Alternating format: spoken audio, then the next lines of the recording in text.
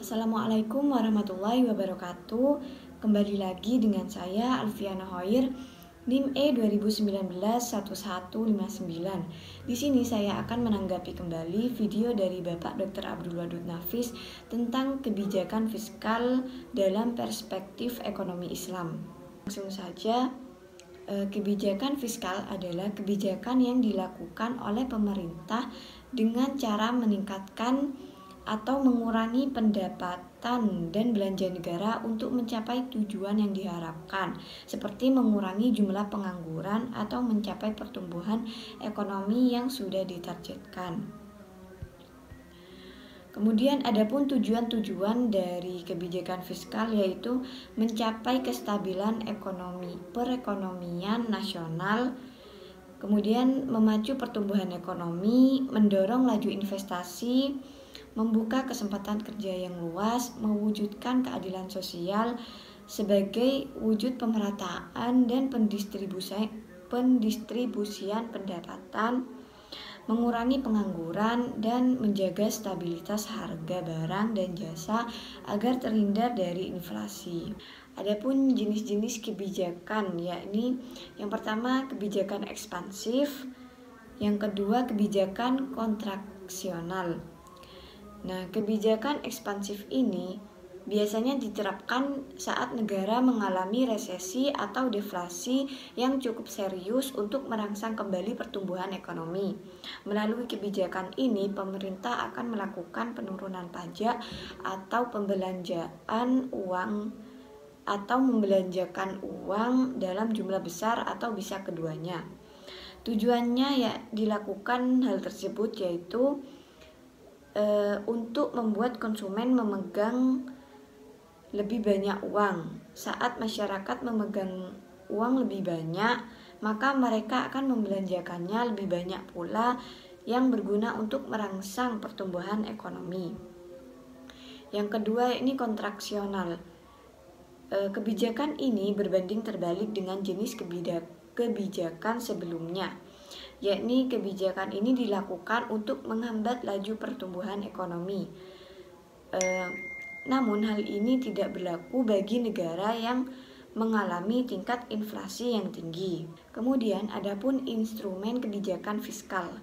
Yang pertama yakni anggaran belanja seimbang, yang kedua pembiayaan fungsional, yang ketiga anggaran defisit atau kebijakan fiskal ekspansif, yang keempat anggaran surplus atau kebijakan fiskal kontraktif, yang kelima stabilitas anggaran otomatis, yang keenam pengelolaan anggaran.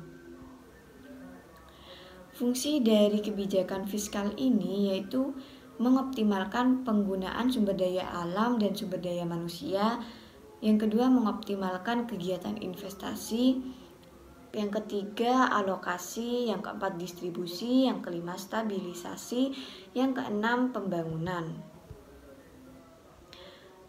Ciri-ciri kebijakan fiskal ekonomi Islam yakni ada 3. Yang pertama, pengeluaran negara dilakukan sesuai dengan pendapatan sehingga jarang terjadi defisit anggaran. Yang kedua yakni sistem pajak proporsional. Pajak dalam ekonomi Islam dibebankan berdasarkan tingkat produktivitas. Yang ketiga, penghitungan zakat berdasarkan hasil keuntungan, bukan pada jumlah barang. Fungsi kebijakan fiskal dalam ekonomi Islam yakni yang pertama memelihara terhadap hukum, keadilan, dan pertahanan. Yang kedua, perumusan dan pelaksanaan terhadap kebijakan ekonomi. Yang ketiga, manajemen kekayaan pemerintah. Yang keempat, intervensi ekonomi oleh pemerintah jika diperlukan. Kemudian adapun instrumen kebijakan fiskal dalam Islam, yakni yang pertama jizyah. Jizyah ini merupakan pajak perlindungan yang diberikan kepada penduduk non-muslim pada suatu negara di bawah pengaturan Islam. Yang kedua ghanimah, yaitu harta rampasan perang yang diperoleh dari suatu wilayah yang didahului dengan peperangan. Yang ketiga fai, yakni harta rampasan perang yang diperoleh dari suatu wilayah tanpa melalui peperangan.